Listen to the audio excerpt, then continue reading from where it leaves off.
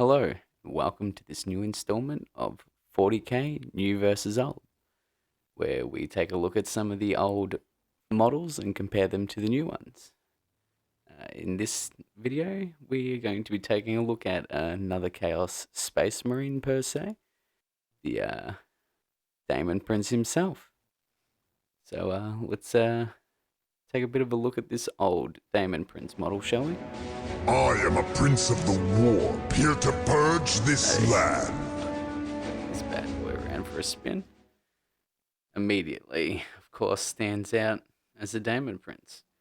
We have a very classic Space Marine power armor style.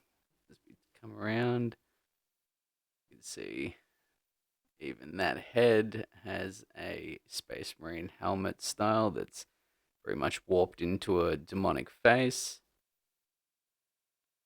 You can see down on the chest, some nice trim around that chest armor, plenty of spikes and little gnarled bits of trim. Some nice pipe work down under that rib section. Of course, the skulls begin. See a nice skull on that left hand hip side. Coming down, these knee pads. Very sharp and deep recesses when it comes to this model. Plenty of pits and bits of almost or more organic looking armor. See the feet have started to spine out and begin to get all gnarled. It's nice demonic face on the knee. Come around, classic chaos star. His hair under that foot, which I can't get out. Classic chaos star on the other knee pad. Plenty of trim going around the bottoms of those greaves.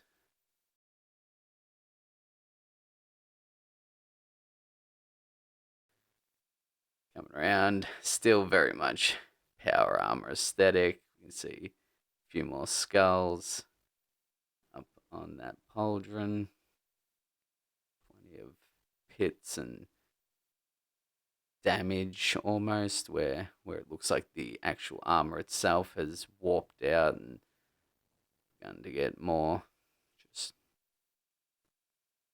destroyed, I suppose. See a couple of nice spines coming out of the back of that armor. Sword, definitely a nice bow in this one. This is a fine cast. This isn't one of the metal ones. A star, half star chaos. Some chaos runes going up that blade. Coming around, nice exposed spine, as chaos loves to do. Couple of skulls up on that remnants of this power unit. Arse armor, of course. Yeah, nice Necron skull and a Space Marine helmet on that chain hanging down there. See, the armor's all sort of fucking begun to gnarl up and twist like it's almost turning into flesh or something. Pipe works on the back of that other hand. Couple nice spines protruding as well. A random spine in his arm. See this thing, which I've always ran as a warp bolter. I assume that's what it's sort of meant to be. We have a big old claw. He's just chilling down by his side as he's raising that sword ready to strike. Another Chaos Star on that side. Yeah, definitely for its age, this is a beautiful model, in my opinion. And I'm sure very a probably in many Chaos Forces, I would assume, for those lucky enough to have them. But with that, we shall get this other one. Have a look at this newer model, shall we? You dare to order Bit of me? a change of color palette for this one. This is a Daemon Prince from a friend's Zinch army. I have to apologize. He got a little bit abstract when he was building it, but the basis is still there. So let's take a bit of a look. You can see that head's a little bit covered by that plate that he stuck up on there, but these sort of curling down horns, face itself, sort of almost gorilla-esque demon face. This model does have multiple heads though that you can put on it. So you're not bound just with this one. This is the one he chose to put on it. Again, for that sort of crutchal region, there's a couple of different like tabards you can sort of put on there. But having a look, we can see this Daemon Prince definitely still has chest armor. It's there. It's a bit half-assed-ish, but it's there. A lot of the trims not as sort of warped out and gnarled. We can see the armor itself isn't even as sort of pitted as the other one. We'll leave criticisms for the comparison. Keep coming around. Let's see, he's put the dual malefic talons on this one. Nice demon face in the back of that one. Coming up to this sort of elbow armor or remnants of. Pauldron's got a nice chaos star put in there. I did a rush paint job on this. Probably could have done with a bit better of a paint job, but nonetheless, it is what it is. We've got some pipe work coming down in places. You can see these legs, nice claws on them. Some sort of chaosy arrows in segments. Coming around, have this nice sort of reptilian-esque tail. Big set of wings on this bad boy. They're reasonably nice. Probably not the best wings that G-Dub's done, but probably not the worst. Definitely not the worst. We can see some nice trophy rack hidden in between those wings. Around. A lot of muscle exposed on this model. But I suppose that's what we get from a dual kit. See the sword. Some nice big spines. Very gnarled blade. Classic skull on the pommel. Bit of a cartoonish demon face. That hilt.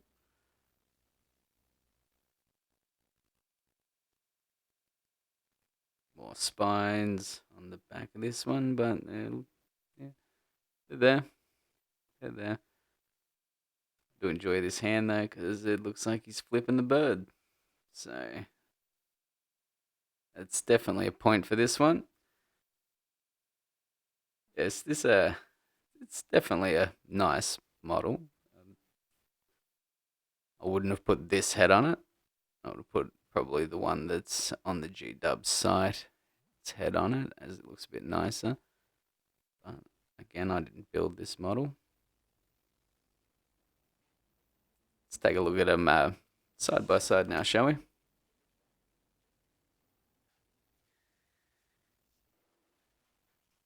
Alright, let's see if we can get them into frame. Two big boys. So, immediately, that old head, just far better in my opinion. These deeper recesses around the eyes, the horns. But again, there is different options, but I still don't know if any of those options are as good as this old school head. Chest armor, again,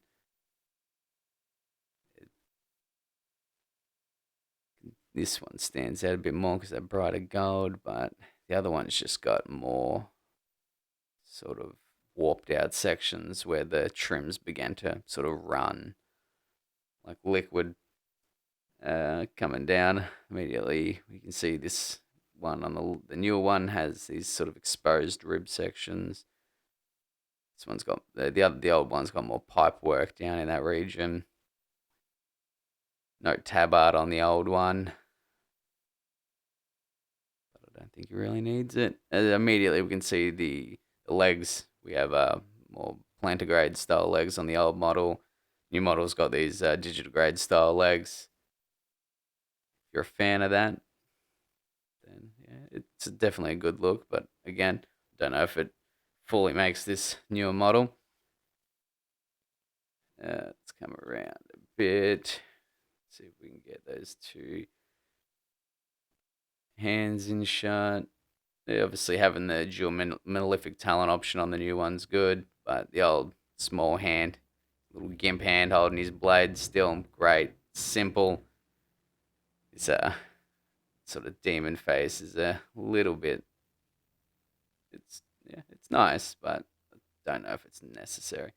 Might be just a little bit too much over the top. See if we can get these two pauldrons in shot. Again, this newer one's just that bit too clean. It's got some nice sort of leeway part, like runoffs coming off it and stuff, but these older ones just more gnarled, as I said. The little added skull is always a good touch, especially if you're a World Eaters player. It's just got this more warped feel about it. Around. Obviously, this other one's got wings. This one's got the power pack. That's, yeah, all going to depend on how you're running it. But as we can see, the old one's got far more armor still on the back. This new one's just very exposed at the rear. But when you're made up of warped stuff, well, I suppose the armor does make a difference there. No tail on the old one, but is it really needed? Old one, every time I look at it, just reminds me of playing Dow. Come around. I don't believe there's an option for a warp bolter in the new kit, or at least this sort of style. But again, this newer one's just quite simple. A few pipes, a few little vent sort of holes, a few spines. But again, nowhere near as gnarled and twisted and warped out as this old one. Hands are very much similar style. There's really much to say about them. If we can get a nice shot, difference between these two blades. See, the newer blade's definitely a bit longer, but again, it's got these sort of cartoonish demon faces, and I don't know, there's something just a bit nicer about the old blade, just the simplicity, the half star, the runes going up the blade, and just slight sort of spiking of the blade.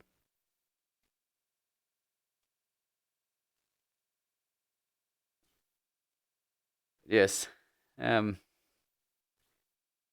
probably the first time where the older model beats out the newer model, in my opinion at least. You see a height difference. The newer model's definitely got a bit of height on him, but don't think that really matters in my opinion. This old model is just a far nicer sculpt. This new one's just too smooth in areas and too exposed in others. That really is because of the multi-part kit being able to make the classic Daemon kit.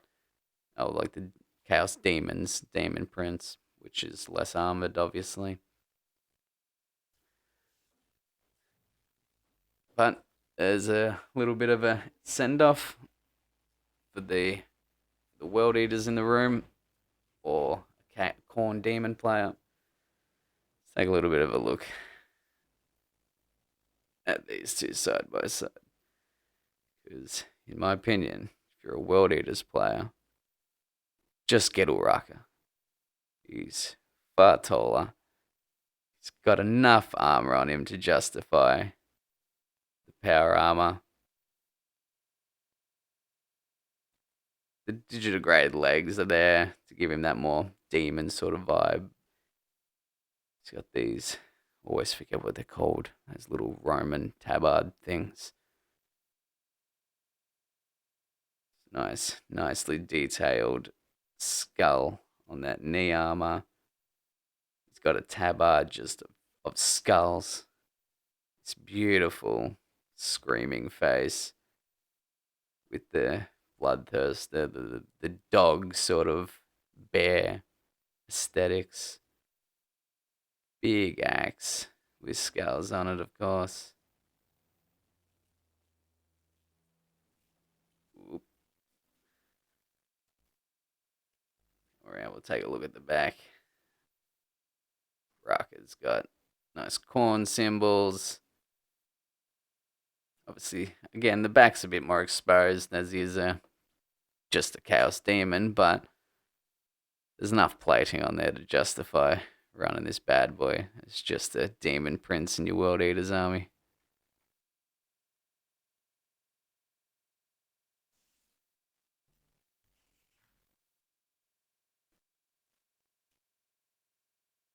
Hmm. Just pick yourself up one of these if you're a World Eaters player. You want a Daemon Prince? He's taller. He's better.